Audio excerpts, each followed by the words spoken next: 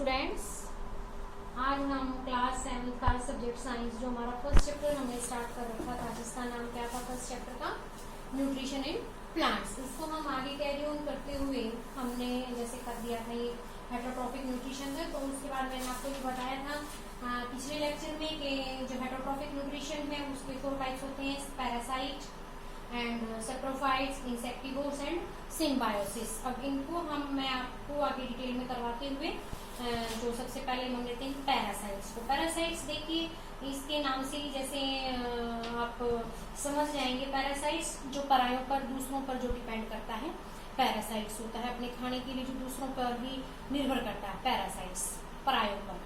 तो इसको हम जैसे डिफाइन करेंगे, plants which live on other plant, जो दूसरे ही प्लांट्स पे रहते हैं, डिपेंड रहते हैं, एंड एनिमल्स पर to take food and shelter, अपने खाने के लिए, रहने के लिए, हर चीज के लिए दूसरों पर ही जो डिपेंड रहता है, दूसरे प्लांट्स पर, दूसरे एनिमल्स पर, तो उसको हम क्या बोलते हैं, पैरासाइट्स। तो वो पैरासाइट्स को हम डिफाइन कैसे करेंगे, a plant which live on another plant और animals and to take food and shelter. Shelter होता है बेटा रहने की जगह, जो अपने खाने के लिए, रहने के लिए ही सब के लिए दूसरे पर ही डिपेंड होता है, वो पैरासाइट्स कहलाता है। उसके बाद हमारा आता है सेप्रोफाइट्स। सेप्रोफाइट्स देखिए क्या होता है, an organism that feed on dead and decay organic matter.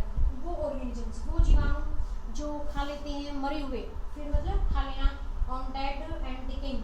डिकिंग मतलब जो नष्ट हो जाते हैं, मरने के बाद बिल्कुल डेड होकर उनकी बॉडी नष्ट हो जाती है, उनके जो कीटाणु रह जाते हैं, डेड एंड डिकिंग ऑर्गेनिक मैटर, उनको जो खाते हैं उसको हम बोलते हैं saprophytes. An organism that feed on dead and डिकिंग organic matter, जो डेड और डिके ऑर्गेनिक मैटर को खा लेते हैं, वो बोलते हैं सेप्रोफाइट्स। उसके बाद हमारा जो थर्ड है इंसेक्टिवोर्स। इंसेक्ट का मतलब होता है बेटे कीट पतंग, जैसे कीड़े मकोड़े, जो छोटे छोटे कीट पतंग हैं जितने भी, वो सब इंसेक्ट्स में आ जाते हैं, और वो उसको मतलब उसको ईट कर लेना। इंसेक्टिवोर्स मतलब कीट पतंगों को खाने वाले। तो वो plants that feed on, feed का मतलब होता है खाना, खा लेना उनको। Plants that feed on insects, जो इंसेक्ट्स को, कीट पतंगों को खा लेती हैं जो plants, to fulfil their requirement of nitrogen.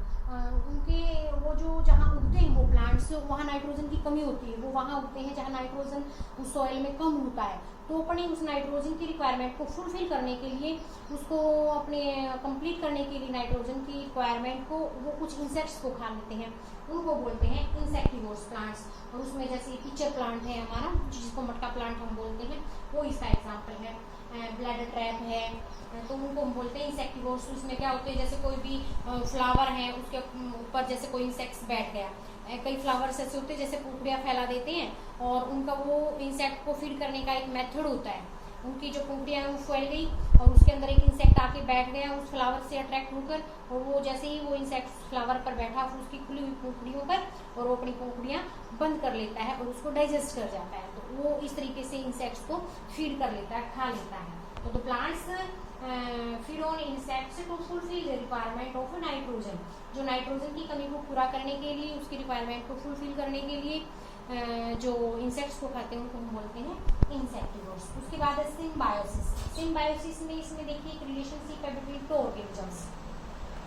इसके नाम से जैसे शुरू हो रहा है सिम्बायोसिस। सिम्बायोसिस मतलब एक दूसरे पर डिपेंड होना, एक दूसरे के साथ रहना, फिर एक दूसरे की रिक्वायरमेंट्स को कंप्लीट करना, एक दूसरे के फूड में हेल्प करना, तो उसको हम बोलते हैं symbiosis. Relationship between two animals, एक रिलेशनशिप होता है ये दो एनिमल्स के बीच में, विद बोथ बेनिफिट, जहाँ दोनों का ही फायदा होता है, दोनों ही एक दूसरे के खाने के लिए, रहने के लिए एक दूसरे पर डिपेंड होते हैं, तो उसको हम बोलते हैं सिम्बायोसिस। तो ये जो मैंने आपको आज 4 डेफिनेशन जो मैंने आपको बताई हैं, ये थी हमारी जो हेटरोट्रॉफिक न्यूट्रिशन मैंने आपको करवाया था, उसके 4 टाइप्स थे, और ये थे हमारे 4 टाइप्स, पैरासाइट्स, सेप्रोफाइट्स, इंसेक्टिवोर्स और सिम्बायोसिस। तो मैंने इन चारों को आपको डेफिनेशन को मैंने करवाया, ये समझाया। आप इनको अपनी जो कॉपी आपने बनाई है साइंस की, उसमें फर्स्ट चैप्टर को आप कैरी ऑन करते हुए इन चारों डेफिनेशन को आप लिखेंगे भी और लर्न भी करेंगे। और इसके अलावा जो मैं होमवर्क आपको दे रही हूँ, कुछ बुक में से आप बुक में जैसे इस पेज को जूम करके, और ये कुछ हमारे मैच द फॉलोइंग हैं, ये मैच भी करेंगे आप, जैसे ये जो दिखाई दे रहे हैं, match the term in column a and column b. और उसके बाद जैसे हमारी वर्ल्ड बैंक की जो कुछ डेफिनेशन है, न्यूट्रिशन है, ऑटोट्रोफिक न्यूट्रिशन है, फोटोसिंथेसिस है, हेटरोट्रोफिक न्यूट्रिशन है, पैरासाइट्स है, सेप्रोफाइट, इंसेक्टिवोर, सिम्बायोसिस, ये डेफिनेशन भी आप अपने कॉपी में लिख लें और लर्न कर लें। ये आपका आज का होमवर्क है 15 अप्रैल का, और ये भी आपका आज का होमवर्क है। ये जो मैच द फॉल मैच है जो हमारे, ये मैच भी आप करेंगे कॉपी में, और ये डेफिनेशंस करेंगे और लर्न भी करेंगे, ठीक है।